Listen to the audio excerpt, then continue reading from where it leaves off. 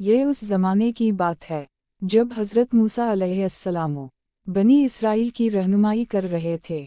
उसी कौम में एक शख्स था जिसका नाम कारून था। वो बनी इसराइल में से था। नसब के लिहाज से हज़रत मूसा का करीबी रिश्तेदार भी था। अल्लाह की दी हुई दौलत, अल्लाह ताला ने कारून को ऐसी दौलत अता की जो उससे पहले किसी एक इंसान को कम ही मिली हो। कुरान कहता है, इसके खजानों की चाबियों ताकतवर लोगों की एक जमात बमुश्किल उठा सकती थी। सोना, चांदी, ज़मीनें, गुलाम, महलात, जेवरात, सब कुछ उसके पास था। दौलत मगर शक्र नहीं। मगर एक चीज़ कारून के दिल में नहीं थी, शक्र, आजज़ी, अल्लाह का खौफ। जैसे जैसे दौलत बढ़ी वैसे वैसे इसका गुरूर भी बढ़ता गया। जब कारून अपने खुदाम के साथ शानदार लिबास पहनकर लोगों के सामने निकलता तो लोग हैरान रह जाते। कुछ कहते, काश हमें भी कारून जैसी दौलत मिल जाती। ये दुनिया की चमक थी जो आँखों को खीरा और दिलों को अंधा कर देती है। नेक लोगों की नसीहत। मगर कौम में कुछ अक्लमंद और नेक लोग भी थे। इन्होंने कारून से कहा, उतरा मत, अल्लाह उतरा करने वालों को पसंद नहीं करता। इन्होंने समझाया, अल्लाह का शक्र अदा करो, आखिरत को ना भूलो, दौलत को नेकी में खर्च करो। कारून ने नसीहत को ठुकरा दिया और निहायत तकब्बुर से कहा, ये सब दौलत मुझे मेरे इल्म की वजह से मिली है। ये वो जुमला था जिसने उसके अंजाम पर मेहर लगा दी। इसने अल्लाह को भला दिया था। यही वो लम्हा था जहां आजमाइश सज़ा में बदलने वाली थी। ज़मीन खामोश थी, आसमान खामोश था, मगर अल्लाह की पकड़ करीब आ चुकी थी। कारून की दौलत दिन ब दिन बढ़ती जा रही थी। महल्लात ऊंचे होते गए, खजाने भरे जाते रहे और खुदाम की तादाद में इजाफा होता रहा। मगर इस सब के साथ उसके दिल में आजज़ी कम और गुरूर ज़्यादा होता गया। वो अब लोगों को हकीर समझने लगा था। गरीब इसकी नज़र में कुछ भी नहीं थे। एक दिन कारून अपने पूरे जावाओ जलाल के साथ शहर में निकला। कीमती लिबास, सोने के जेवरात, नौकर चाकर कतार में। लोग रुक रुक कर देखने लगे, आंखों में हैरत, दिलों में हसरत। कुछ कहने लगे, काश हमें भी कारून जैसी दौलत मिल जाती। ये वो लम्हा था जब दुनिया की चमक ईमान को आजमाने लगी। अहल इल्म की बात। मगर हर शख्स इस धोखे में नहीं आया। कौम के कुछ नेक और इल्म वाले लोग आगे बढ़े और लोगों से कहा, अफसोस है तुम पर, अल्लाह का अजर ईमान वालों और नेक अमल करने वालों के लिए इससे कहीं बेहतर है।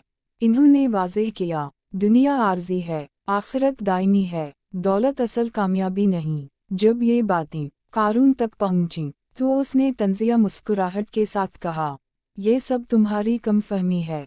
अगर अल्लाह मुझसे नाराज़ होता तो मुझे इतनी दौलत क्यों देता। यही वो सोच है जो इंसान को तबाही के दहाने पर ले जाती है। हज़रत मूसा ने भी उसे समझाया। इन्होंने फरमाया, अल्लाह के दिए हुए माल में हकदारों का हक दो, ज़मीन में फसाद ना फैलाओ, शक्र गुजार बनो। मगर कारून हर बात को अपनी अक्ल और इल्म पर छोड़ता रहा। वो कहता, मैं सब कुछ जानता हूँ, मुझे किसी की नसीहत की ज़रूरत नहीं। अल्लाह ताला फौरा पकड़ नहीं करता, वो मोहलत देता है ताकि बंदा संभल जाए। कारून को भी बार बार मौका मिला, मगर वो हर मौका ज़ाया करता गया। कौम के बुजुर्गों ने आखिरी बार कहा, डरो इस दिन से जब अल्लाह की पकड़ आएगी, ना दौलत बचेगी ना गुरूर। कारून ने इस बात पर भी हंसी उड़ाई। वो समझता था कि इसके खजाने इसे हर मुसीबत से बचा लेंगे। इस रात शहर खामोश था, महल्लात रोशन थे, खजाने बंद थे, मगर आसमान पर एक फैसला हो चुका था। अल्लाह की तरफ से वो घड़ी करीब आ रही थी जब गुरूर मिट्टी में मिलने वाला था। वो दिन आम दिनों जैसा ही था। सूरज निकला, लोग अपने कामों में लगे और कारून हसब मामूल अपने महल में गुरूर के साथ मौजूद था।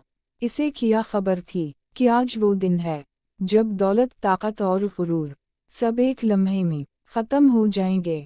गुरूर की आखिरी झलक। कारून ने उस दिन भी अपना जावाओ जलाल दिखाने का फैसला किया। कीमती लिबास, सोने चांदी के जेवरात और खुदाम की लंबी कतार, वो महल से निकला तो लोग हसब आदत देखने के लिए जुमा हो गए। कुछ की आंखों में अब भी हसरत थी, कुछ के दिल में खामोश खौफ। अल्लाह का हुक्म। उसी लम्हे जब कारून अपने गुरूर में लोगों को हकीर समझ रहा था, अल्लाह ताला का हुक्म आया, ए ज़मीन, इसे और इसके घर को अपने अंदर समेट ले। ये कोई आवाज़ ना थी जो कानून ने सुनी हो, ये वो हुक्म था जो कायनात की हर चीज़ सुनती है। अचानक ज़मीन कांपने लगी, लोग घबरा गए, कुछ चीखने लगे, कुछ भागने लगे। कारून के कदम वहीं के वहीं जम गए। उसने पहली बार अपनी कमज़ोरी महसूस की, दौलत बेबस हो गई। ज़मीन आहिस्ता आहिस्ता कारून के कदमों के नीचे धंसने लगी। वो चीखा, मदद के लिए पुकारा, खुदाम को आवाज़ दी, मगर कोई आगे ना बढ़ा, कोई हाथ ना पकड़ सका। वो खजाने जिन पर वो नाज करता था, एक एक करके ज़मीन में गायब होने लगे। गुरूर का खातिमा। लोग देख रहे थे कि कैसे सोने के संदूक, महल की दीवारें, कीमती सामान सब ज़मीन में समा रहे थे, और कारून आंखों में खौफ और दिल में पछतावे के साथ ज़मीन में धंस रहा था। आखिरी लम्हे रिवायत में आता है कि कारून ने आखिरी लम्हों में मदद के लिए पुकारा, मगर अब वक्त ख़त्म हो चुका था। ना तौबा का मौका, ना वापसी की राह। ज़मीन ने इसे मुकम्मल तौर पर अपने अंदर ले लिया। चंद लम्हों बाद सब कुछ खामोश हो गया। जहाँ अभी महलात थे, वहाँ अब एक हमवार ज़मीन थी। ना दौलत, ना गुरूर, ना निशान। लोगों की आँखें खल गईं। वही लोग जो कल तक कहते थे, काश हमें भी कारून जैसी दौलत मिल जाती, आज कहने लगे, अगर अल्लाह हम पर करम ना करता तो हमें भी ज़मीन में धंसा देता। लोग समझ गए कि दौलत अल्लाह की नेमत है, गुरूर अल्लाह की नाराज़ी का सबब। असल इज़्ज़त इताअत में है। अल्लाह ताला ने कारून को मिसाल बना दिया ताकि हर दूर के लोग समझ सकें कि जिस चीज़ पर फ़ख्र किया जाए वही तबाही का सबब बनती है। शक्र ना करने वाला नेमत से महरूम हो जाता है। अल्लाह की पकड़ अचानक आती है। ए सुनने वाले, खुद से पूछो, क्या मेरी दौलत मुझे अल्लाह से दूर कर रही है? क्या मैं निमतों पर शक्र अदा करता हूँ? कहीं में भी कारून की तरह गुरूर में तो मुब्तला नहीं। ये सवाल हर दिल के लिए हैं।